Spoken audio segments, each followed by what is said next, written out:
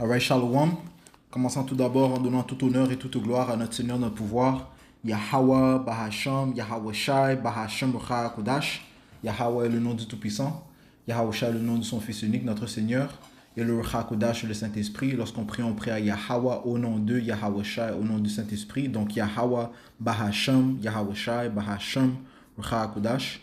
Je donne double honneur et respect aux apôtres, évêques et aînés de Great Millstone qui sont dignes de double honneur, et c'est eux que le Seigneur a établi pour guider l'élection de la nation d'Israël qui constitue des soi-disant noirs, latinos et amérindiens et les Israélites dispersés parmi toutes les nations.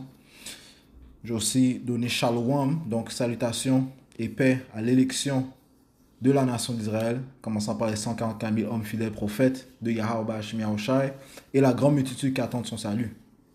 Et cette leçon va toucher sur le fait que la mer de l'Amérique est la Grande-Bretagne, ok? La mer de l'Amérique est la Grande-Bretagne puisque l'Amérique est sortie de la Grande-Bretagne, ok?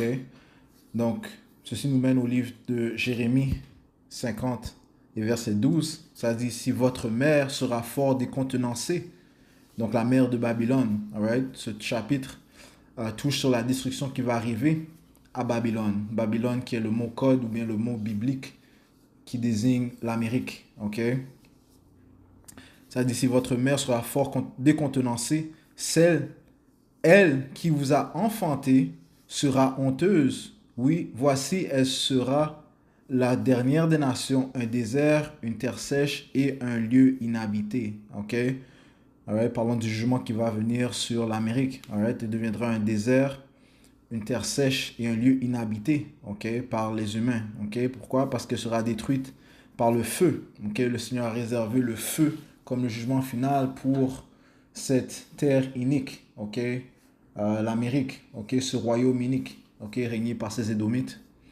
Alright, donc c'est le feu, ok, nucléaire qui va la rendre un désert, une désolation, ainsi que le feu céleste que le Seigneur va envoyer, ok, de ses chariots. Alright, donc le jugement qui va tomber sur l'Amérique est la plus grande plaie, ok, qui est jamais tombée sur la terre, ok. Alright, alright, il deviendra un exemple de quoi ne pas faire, ok. Alright, donc tout comme Sodome et Gomorrhe a été détruit de même par le feu, de même est-ce que l'Amérique sera détruite par le feu, ok. Ceci est le jugement de Yahweh Bashim Yahushai. Maintenant, au début du verset, ça dit, votre mère sera fort décontenancée et qui vous a enfanté sera honteuse. Ouais, c'est ce dont on va se concentrer dans cette leçon. Ok. Donc la mer de l'Amérique, c'est la Grande-Bretagne. Ok. Puisque les Américains se sont en fait séparés de la Grande-Bretagne. Ok. Qui eux étaient ceux qui avaient le contrôle des colonies. Ok. Il y avait des colonies anglaises, ok, en Amérique.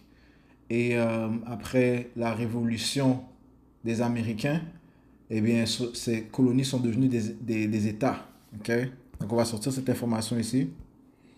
Alright? Donc, la guerre d'indépendance américaine, okay? Ou bien le American Revolutionary War de 1775 à 1783 est le conflit armé par lequel 13 colonies britanniques d'Amérique du Nord ont rejeté l'autorité du Royaume-Uni pour fonder les États-Unis d'Amérique. Okay? Donc, ce sont en fait des Anglais qui se sont séparés de leur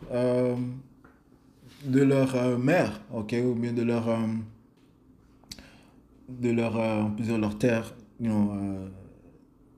d'où ils provenaient, okay? Donc, du Royaume-Uni. Alright? Et ils ont formé des États. Okay? Alright? Ça dit ici, point clé du conflit, les tensions montent après 1763 pour éponger les dettes de la guerre de 7 ans. Londres impose de nouvelles taxes. Stamp Act. Ok, donc Londres, ok, donc la Grande-Bretagne a tenté de taxer des colonies qui étaient les colonies britanniques qui étaient en Amérique. Okay? Donc, ils étaient en désaccord. Les colons s'y opposent au nom du principe. No taxation without representation. Pas de taxe sans représentation au Parlement. Déclenchement, les premiers coups de feu sont tirés le 19 avril 1775 lors des batailles de Lexington et Concord. Le commandement. George Washington est nommé commandant en chef de l'armée continentale en juin 1775. Le 4 juillet 1776, le Congrès continental adopte la déclaration d'indépendance à Philadelphie. OK. Euh,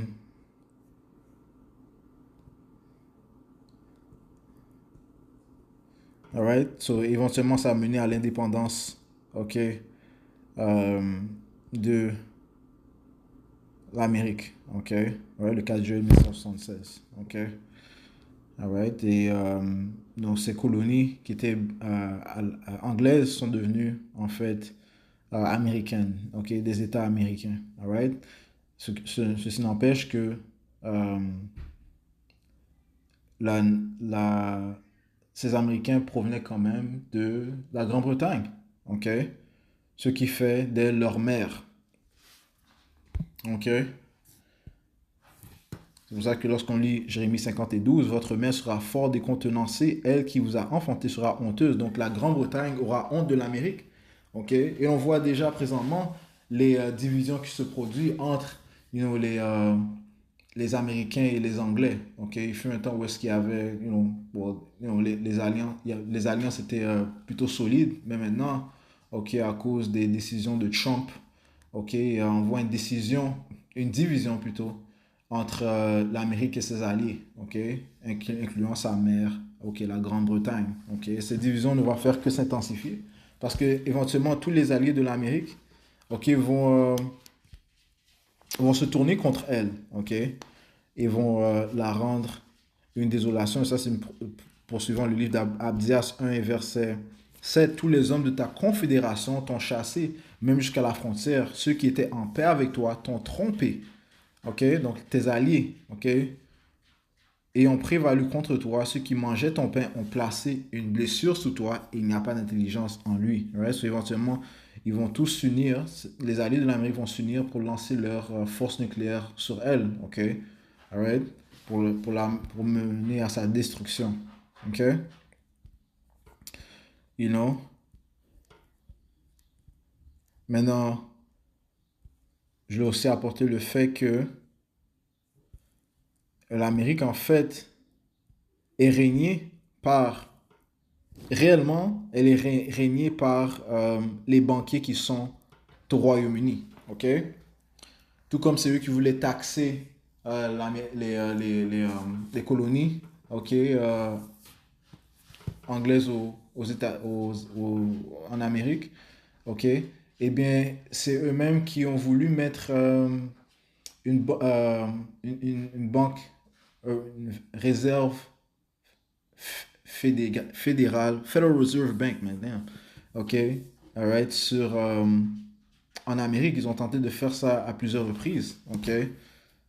Euh, et ceci a mené à l'assassinat de plusieurs chefs d'État, plusieurs présidents aux États-Unis, tels que Abraham Lincoln, Garfield et Kennedy. OK? Ils ont tous été assassinés parce qu'ils étaient contre le fait que les élites imposent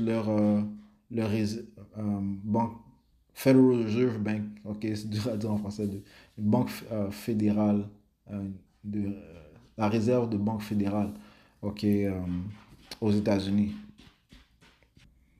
Ouais, ces présidents ont été assassinés, ok, parce que réellement c'est les banquiers euh, au Royaume-Uni, dans la Grande-Bretagne, qui règnent aux États-Unis, man. OK? Les Rothschild, les Warburgs, OK? Avec ces familles puissantes bancaires, OK, qui contrôlent réellement l'Amérique, OK? Parce que, comme te dit, euh, comme te dit le livre d'Apocalypse 16, OK, il y a trois sectes qui contrôlent réellement le système de la bête, OK? Il y a la secte religieuse qui est au Vatican, la secte militaire qui est à Washington, D.C., OK? Et la secte financière qui est à Londres, OK? Apocalypse 16 et verset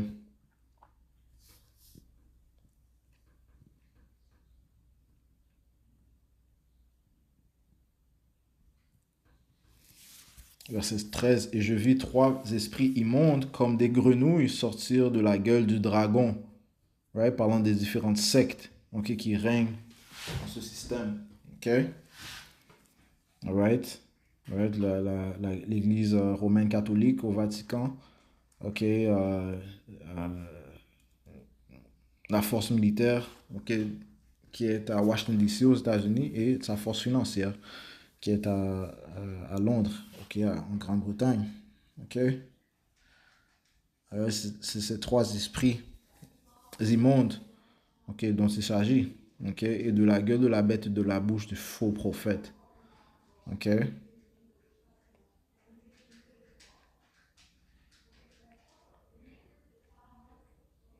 Verset 14, car ils sont les esprits de diable faisant des miracles, lesquels vont vers les rois de la terre et du monde entier afin de les rassembler à la bataille en ce grand jour du Dieu Tout-Puissant. Right? C'est eux qui ont une grande influence dans ce système de la bête. Right? Encore une fois, la SEC financière est à Londres.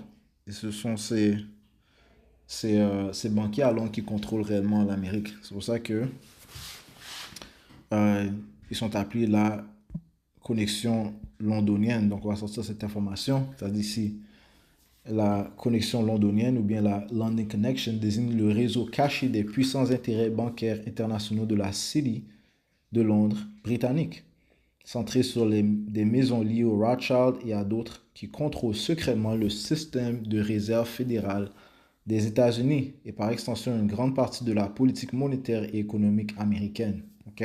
Right? Parce qu'ils contrôlent l'argent, ils contrôlent aussi le pays. Right? Et l'Amérique leur appartient. L'Amérique appartient réellement à ces élites banquières. Okay? C'est par cette force financière qu'ils ont endetté l'Amérique, okay? Et ses citoyens. Okay? L'Amérique est complètement endettée. L'Amérique est une corporation de ces élites banquières.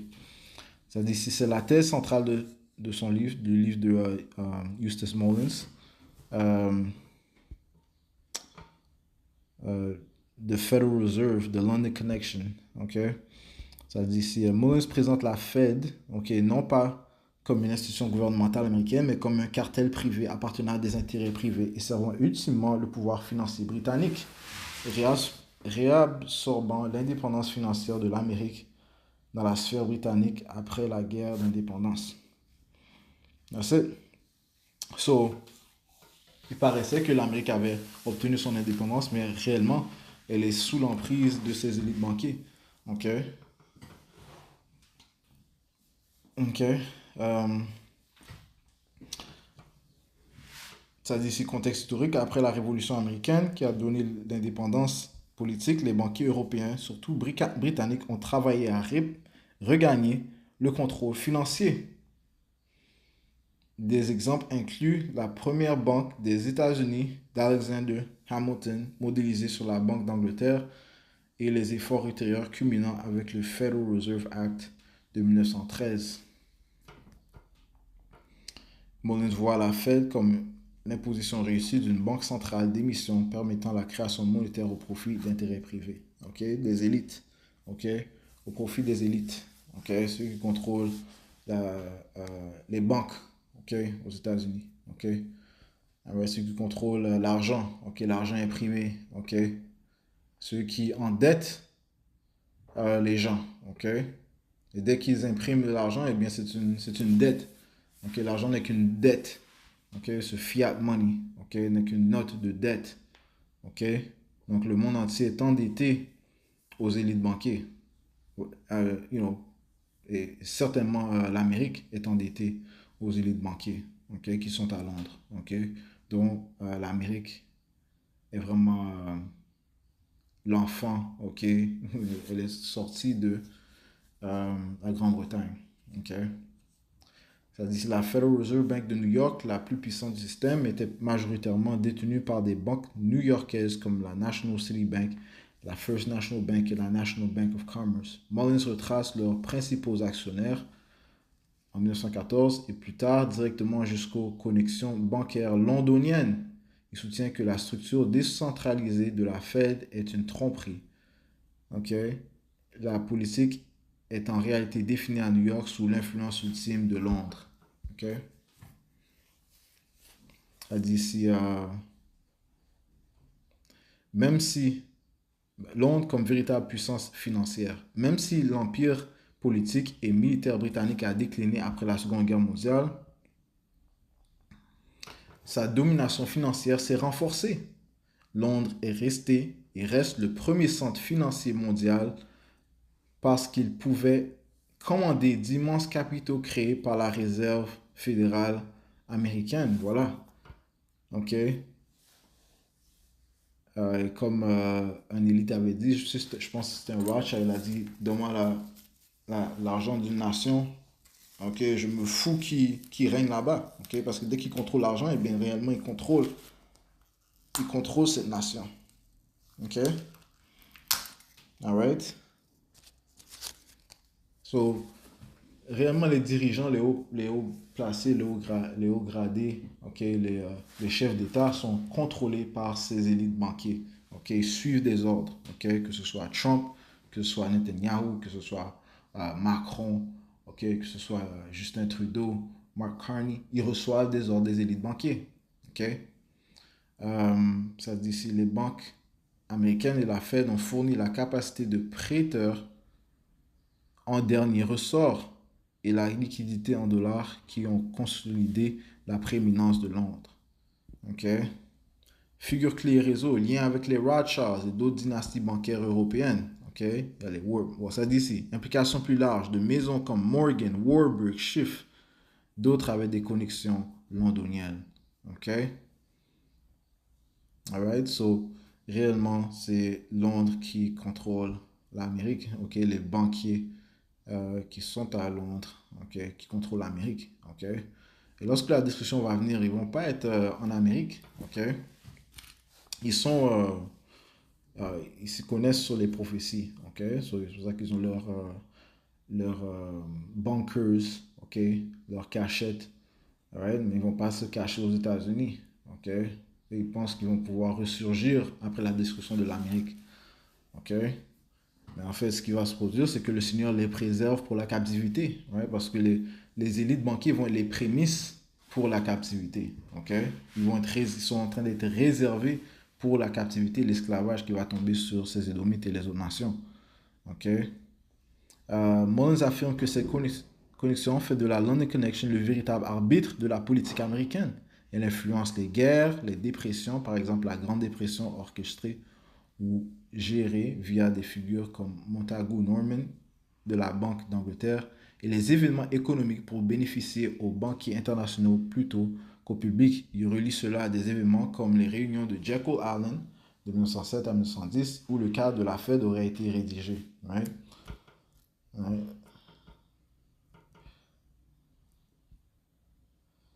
Okay. So yeah, man. Okay. Et réellement, là, encore une fois, l'Amérique est sortie de la Grande-Bretagne. Okay. Apocalypse 17 et verset 9, ça dit, et là est le cerveau qui a de la sagesse. Les 7 têtes sont 7 montagnes, ok? Donc 7 gouvernements, ok? Alright, qui régnaient dans le temps de l'Empire romain, la Rome fait partie d'un de ces 7 gouvernements. Donc il y a la Rome, Germania Major, Germania Minor, l'Espagne, la France, la Grèce et, et qu'est-ce que j'aime?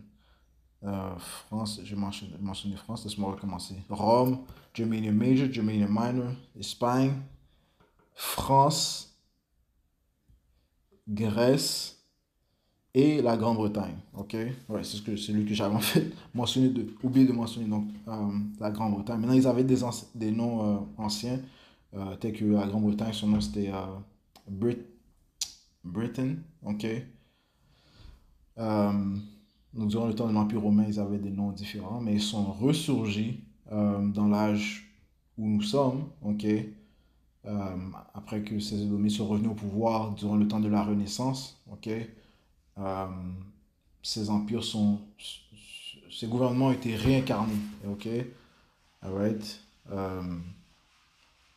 et ont aidé à former cette bête. OK? Alright? C'est-à-dire sur lesquels la femme est assise. OK? La femme représente l'Amérique. Et il y a 7 rois. OK? 7 rois, c'est ces mêmes gouvernements que je viens de nommer. 5 sont tombés. Donc, Germany Major, Germany Minor, l'Espagne, la France, la Grèce, OK, sont tombés. Et l'un est en la Rome, OK, est en Rome. Et l'autre n'est pas encore venu. Celui qui n'est pas encore venu, c'est la Grande-Bretagne, OK. Alright. Et quand il vient, il doit continuer un court moment. Et réellement, la Grande-Bretagne est revenue au pouvoir, OK. C'est ça qu'on appelle, on appelle le British Empire, OK. C'était un empire puissant, OK. Donc, il a continué pendant un court moment. Verset 11. Et la bête qui était et qui n'est pas est elle-même le huitième, OK.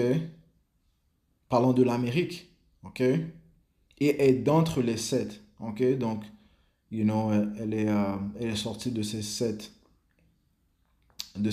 OK. You know,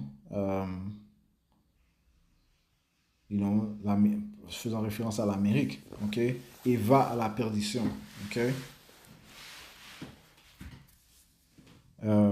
Et comme on a lu plus tôt, l'Amérique est sortie de la Grande-Bretagne, OK. Elle est devenue son propre empire, OK.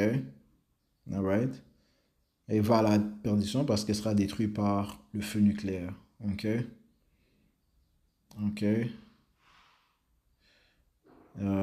Yeah, so, on va conclure avec cela. OK? J'espère que ça a été différent. Encore une fois, la mère de l'Amérique, c'est la Grande-Bretagne. So, on va conclure devant tout honneur et toute gloire à Yahweh, Bahashem Yahweh Shai, Bahashem Chakodash, tout bonheur et respect aux apôtres de Great Millstone, Shalom, Mouzibi, Yabashim, Shabbat.